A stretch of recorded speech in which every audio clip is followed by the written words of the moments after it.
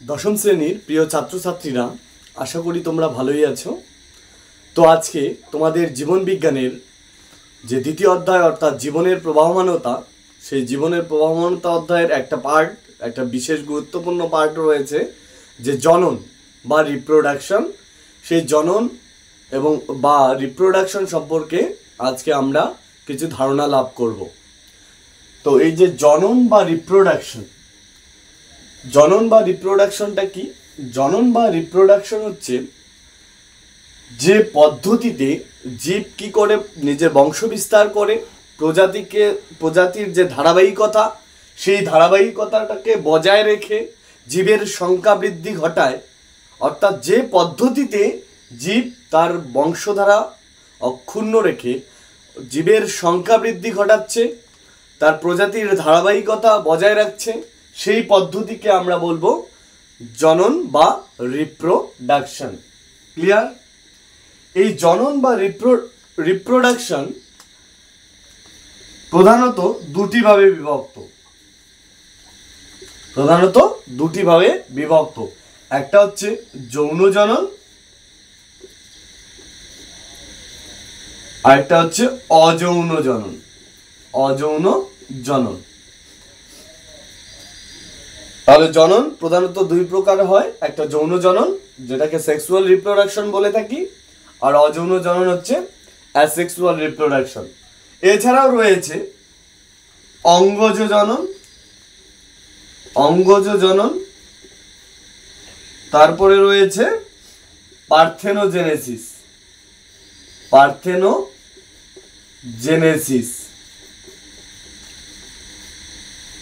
ওকে, তো তাহলে জনন আমরা মেইনলি দেখব দুই প্রকার, একটা হচ্ছে যৌন জনন আর একটা হচ্ছে অযৌন জনন।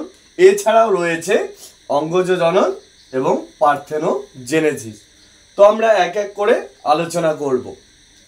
তো যৌন জনন, প্রথমে আসি যৌন জননে। যৌন জননটা কি? যৌন জনন হচ্ছে যে জনন পদ্ধতিতে কি হচ্ছে, এই যে জনন পদ্ধতিতে দুটি জীব কি করবে, দুটি জীবের গ্যামেটে মিলন করবে। অর্থাৎ দুটি জীব বলতে দুটি জীব, তাহলে একটাকে হতে হবে পুংগ্যামেট, আর একটাকে হতে হবে স্ত্রী গ্যামেট।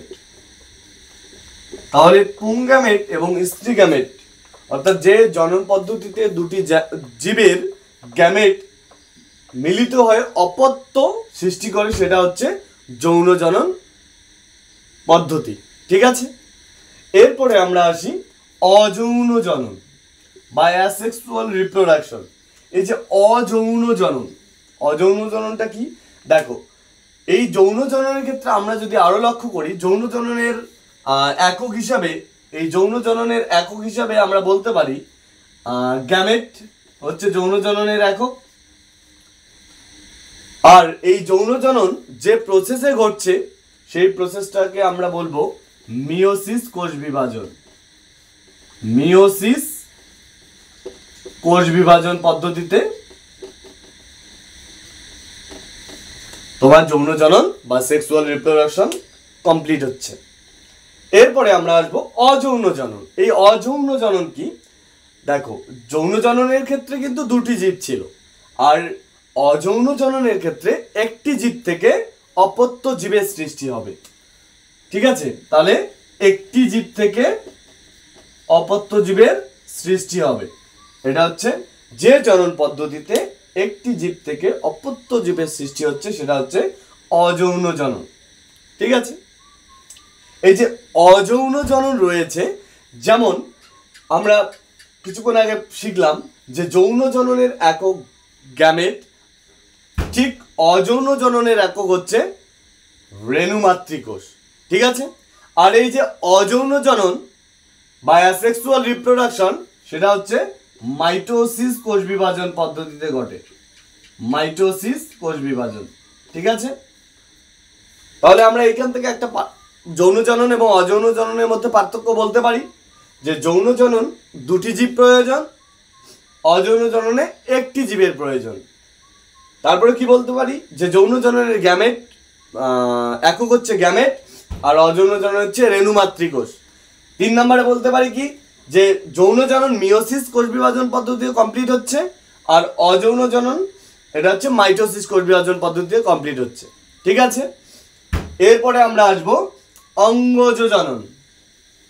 দেখো ঠিক অযৌন জননের মতোই অঙ্গজ জননটা ঠিক অযৌন জননের মতোই একটা জীব থেকে অপত্য জীবের সৃষ্টি হচ্ছে। যেমন আমরা আলু কি করি, আলুকে কেটে তারপরে আমরা রোপণ করি, সেখান থেকে আবার নতুন আলু তৈরি হয়। ঠিক আছে, চারা গাছ জন্মায়, সেখান থেকে আবার নতুন আলু তৈরি হয়, সেক্ষেত্রে কিন্তু সেটা অঙ্গজ জননের উদাহরণ। তারপরে রয়েছে পার্থেনোজেনেসিস।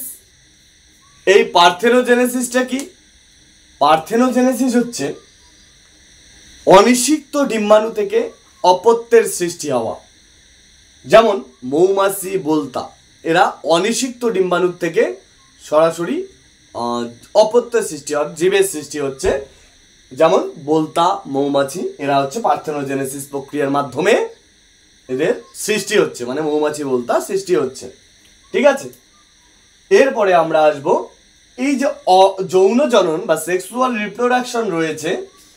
এই সেক্সুয়াল রিপ্রোডাকশন বা যৌন জনন আবার 3 ধরনের হয়, আমরা দেখে নেব।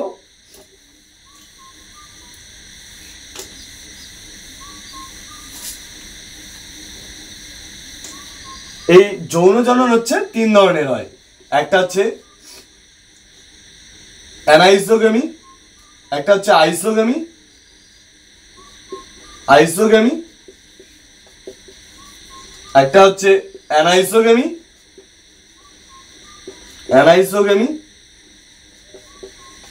আর একটা হচ্ছে উগামি। তো এই যে যৌন জনন, 3 ধরনের যে যৌন জনন রয়েছে, একটা হচ্ছে আইসোগামি, একটা হচ্ছে অ্যানাইসোগামি, আর একটা হচ্ছে উগামি। তো এই যে আইসোগামি, তাহলে আইসোগামিটা কি? আইসোগামি হচ্ছে যে যৌন জনন পদ্ধতিতে আমরা দেখব দুটি যে গ্যামেট থাকবে, পুংগ্যামেট এবং স্ত্রী গ্যামেট, দুটি একই প্রকৃতির থাকবে, মানে একই আকৃতির হবে। এটা যদি পুংগ্যামেট হয়, ঠিক এই আকৃতির, একই আকৃতির স্ত্রী গ্যামেট হবে। তাহলে এই যে এটা যদি পুংগ্যামেট হয়, এটাও স্ত্রী গ্যামেট হবে, মানে একই আকৃতির হবে, অর্থাৎ তাদের গঠন একই হবে।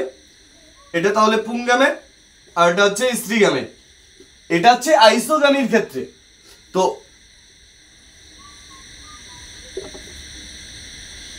এটা হচ্ছে স্ত্রী গ্যামেটের ক্ষেত্রে যদি বলি, তো এটা পুংগ্যামেট, এটা স্ত্রী গ্যামেট, তাহলে আকৃতিটা একই হচ্ছে, এরও আকৃতি যা, এরও আকৃতি তা।